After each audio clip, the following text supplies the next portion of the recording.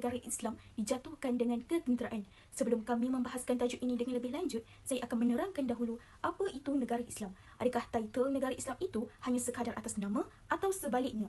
Umum mengetahui bahawa negara Islam merupakan negara yang secara konseptualnya adalah negara yang didasarkan pada hukum syariah Islam sebagai hukumnya.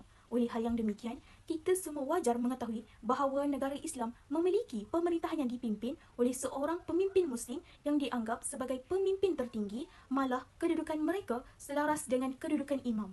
Nabi Muhammad SAW pernah bersabda, tiap-tiap kamu adalah pengembala dan tiap-tiap kamu akan diminta untuk bertanggungjawab atas gembalanya itu. Hadis riwayat Bukhari dan Muslim. Di samping itu juga, negara Islam tidak ketinggalan untuk mempromosikan nilai-nilai dan prinsip-prinsip Islam dalam kebijaksanaan dalam pemerintahannya. Terdapat beberapa contoh negara Islam iaitu Arab Saudi, Iran, Pakistan, Indonesia dan negara kita sendiri. Setiap negara semestinya mempunyai matlamat. Begitu juga dengan negara Islam.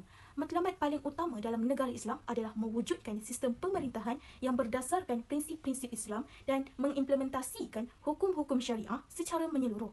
Bagi mencapai matlamat utama negara Islam, seseorang pemimpin mestilah memainkan peranan sebagai pemimpin yang mempunyai tanggungjawab dan peranan yang perlu diamanahkan kerana mereka sebagai pengganti Nabi Muhammad SAW untuk menjaga agama dan membangunkan dunia agar tidak berlaku sebarang pergolakan dalam negara, khususnya dalam bidang politik iaitu dalam bidang ketenteraan.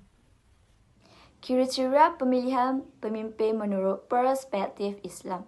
Pemilihan pemimpin untuk sesuatu jawatan perlulah dilakukan dengan penuh teliti agar dapat memilih pemimpin yang dapat memikul amanah dan tugas berat kepada rakyat yang dipimpinnya. Yang pertama ialah Muslim yang akil baligh dan lelaki. Kanak-kanak yang belum dewasa tidak boleh dijadikan ketua. Yang kedua ialah adil dalam melaksanakan semua hak-hak Allah Subhanahu Wa Taala.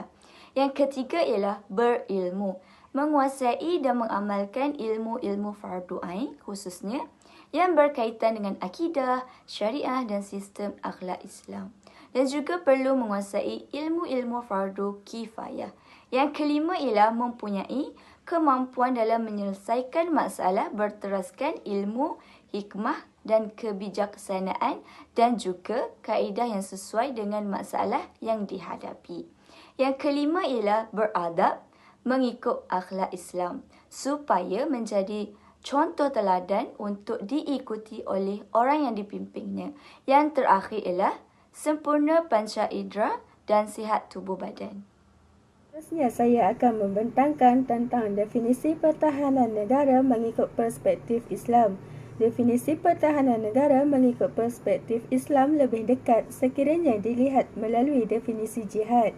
Ini kerana pelaksanaan konsep jihad amat dekat dengan pelaksanaan konsep pertahanan negara seperti yang kita ketahui sekarang.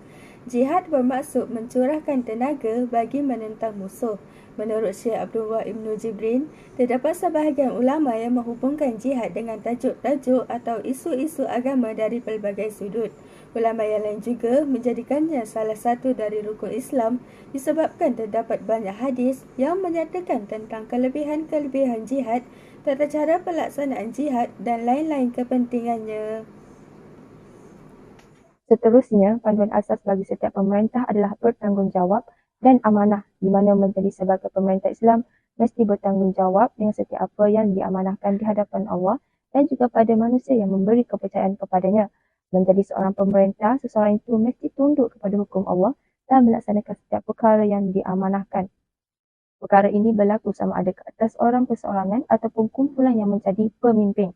Rasulullah SAW adalah contoh pemimpin terbaik yang memerintah dengan melandaskan iman, ibadat, akhlak dan syariat Islam. Terdapat 3 faktor utama yang melatari kejayaan Rasulullah SAW dalam pengurusan kepimpinan diindoktrinasikan dalam perancangannya, iaitu faktor pembinaan modal insan dan corak kepimpinan. Sebagai contoh, Rasulullah SAW telah mengaplikasi strategi peperangan yang anjal dan pelbagai sepanjang berhadapan dengan musuh-musuh Islam di medan peperangan. Prinsip ini telah menjadi satu alternatif dalam rencana strategi peperangan yang menjadi tunjang utama kepada kemenangan tentera Islam walaupun kerap kali berhadapan dengan tentera musuh yang ramai. Ketenteraan orang bukan Islam tidak mampu menjatuhkan kepimpinan negara Islam kerana Allah sentiasa memberikan bantuan kepada tentera yang ingin memperjuangkan Islam. Sebagai contoh, semasa berlakunya peperangan Badar, Allah telah menurunkan hujan di tempat orang Islam dan juga kafir. Hal ini akan memberi kelebihan kepada kaum Islam manakala ia akan menjadi siksaan kepada golongan kafir. Hal ini dikatakan demikian kerana tanah yang diduduki oleh orang Islam menjadi tidak berdebu sekaligus tidak mengganggu penglihatan mereka. Kepimpinan yang mempunyai wawasan dan matlamat yang jelas dapat berfikir secara rasional bagi mengelakkan kejatuhan negara Islam kepada ketenteraan bukan Islam. Sebagai contoh, sikap kepimpinan yang dipamerkan oleh Nabi Muhammad SAW yang sangat istiqamah dalam membawa hala tuju negara Islam daripada rampasan ketenteraan bukan Islam. Kesimpulannya, keamanan dan ketenteraman sebuah negara Islam merupakan tanggungjawab di bawah kepimpinan negara Islam sendiri yang perlu dilaksanakan berlandaskan syariat serta akhlak bagi sebuah negara yang dipimpin oleh pemimpin Islam. Berdasarkan persoalan yang dinyatakan, iaitu bolehkah kepimpinan negara Islam ini dijatuhkan dengan ketenteraan? Hasil perbincangan yang diperolehi ialah kepimpinan negara Islam tidak dapat dijatuhkan dengan ketenteraan bukan Islam.